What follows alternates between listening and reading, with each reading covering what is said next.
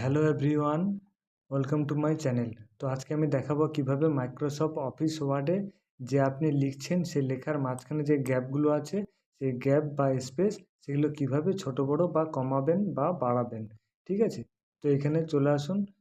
Office word open করবে, open করার পর নিচে দেখুন লেখা আছে প্যারাগ্রাফ। এই পাশে চলে এসছে দেখুন প্যারাগ্রাফ। প্যারাগ্রাফের উপরে লেখা আছে দেখুন লাইন অ্যান্ড, এখানে ক্লিক করবেন। লাইন অ্যান্ড প্যারাগ্রাফ স্পেসিং এখানে ক্লিক করবেন। ক্লিক করার পর এখানে দেখুন অনেক নাম্বার চলে এসছে 1.0, 1.15, 1.50, তারপর 2.0। এটা প্রথমে সিলেক্ট করবেন, লেখাটাকে প্রথমে কন্ট্রোল এ মেরে সিলেক্ট করবেন। সিলেক্ট করার পর এখানে ক্লিক করবেন। ক্লিক করার পর এখানে দেখুন স্পেস বড় হচ্ছে কমছে দেখুন।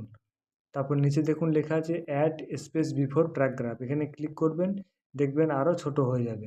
ঠিক আছে, তো আপনার যেটা পছন্দ বা আপনার যেভাবে আপনি সেট করতে চাইছেন এখানে ক্লিক করবেন, তাহলেই কিন্তু পেজ পুরো সেট আপ হয়ে যাবে এবং আপনার যে গ্যাপ সেই গ্যাপ কিন্তু ঠিকঠাক রয়ে যাবে।